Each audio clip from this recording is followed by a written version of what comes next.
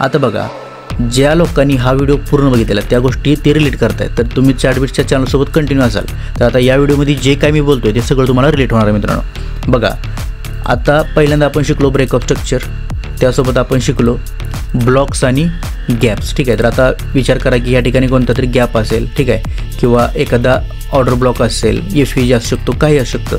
आता ते tapping point जे आहेत, कोणत्या लेवलला मार्केट टॅप होऊन वर जाऊ शकतं हे तुम्हाला ते व्हिडिओ बघितल्यानंतर समजेल. कोणता POI व्हॅलिड असतो, कोणता FVG व्हॅलिड असतो. ठीक आहे, आता इथपर्यंत आपल्याला सगळं क्लिअर आहे की मार्केटमध्ये टॅपिंग पॉईंट्स हे मार्केट घेत असतं.